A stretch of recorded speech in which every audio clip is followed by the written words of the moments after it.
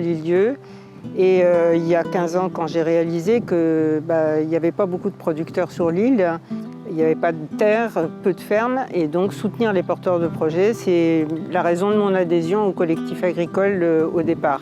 Avec tout le temps l'idée que c'était très important que les consommateurs se mobilisent aussi pour soutenir les agriculteurs et aussi pour impulser un certain nombre d'autres actions. Dans le cadre d'un projet qu'on a appelé Terre fertile, où les agriculteurs, 3 associations dont Terre de Liens, Lieu Demain, le collectif agricole et la mairie sont inclus. On a dégagé des axes prioritaires, développer l'agriculture biologique à l'île-Dieu, dans l'optique de dire oui, s'il n'y a pas de pesticides, c'est mieux pour la santé humaine, mais c'est aussi ce qui va sauver la biodiversité. L'aspect lien entre naturalistes et tout ça, je pense que pour nous, c'est indispensable aujourd'hui d'avoir une plus grande connaissance et que certains de nos producteurs aussi, mais que les consommateurs aient vraiment une plus grande conscience et une plus grande connaissance de ce que c'est la biodiversité.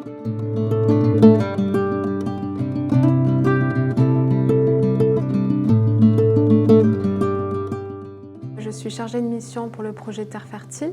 Alors PAT, ça veut dire projet alimentaire territorial et globalement, c'est toutes les démarches qui sont mises en place sur la boucle alimentaire, donc du champ à l'assiette, pour favoriser l'alimentation locale en circuit court, à la fois la partie production, la partie consommation, mais sur un territoire donné. J'ai travaillé sur toutes les missions de la boucle alimentaire, que ce soit au niveau du foncier. On essaye de faciliter l'installation d'agriculteurs et de soutenir les agriculteurs déjà installés si besoin.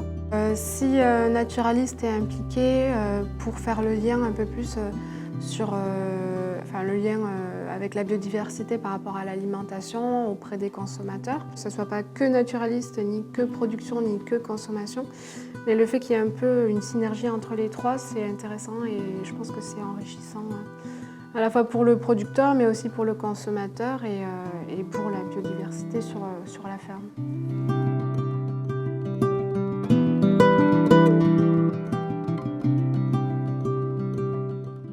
J'ai repris le troupeau familial de moutons sur l'île-Dieu.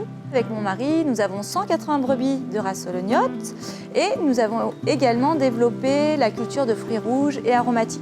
On travaille également avec quelques éleveurs du continent, comme on dit. On privilégie la proximité et surtout des éleveurs qui vont travailler avec les mêmes valeurs que nous, c'est-à-dire en préservant les milieux, en choisissant par exemple des races anciennes ou menacées. Cette ouverture permet aussi des échanges et des partages de savoir, de connaissances ou même d'entraide qui est super chouette. On serait super intéressé de pouvoir travailler main dans la main avec des naturalistes pour s'améliorer sur nos pratiques et de pouvoir communiquer autour de l'impact de l'élevage sur le paysage ou sur la faune, la flore, tout en ayant un système qui fonctionne économiquement. Par exemple, moi j'avais imaginé avec Sandrine faire des transhumances ornithologiques, c'est-à-dire qu'elle nous accompagne et qu'elle commente en même temps la lecture du paysage, qu'elle puisse faire des observations d'oiseaux.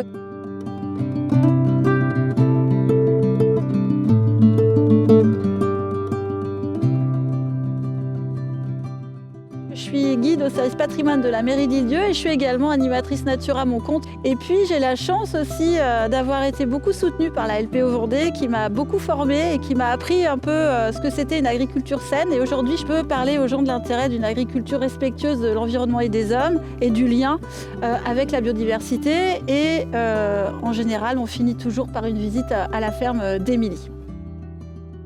Si les îlets veulent que leur île vive, il va falloir qu'ils soutiennent l'agriculture, mais une agriculture respectueuse de l'environnement et de la biodiversité.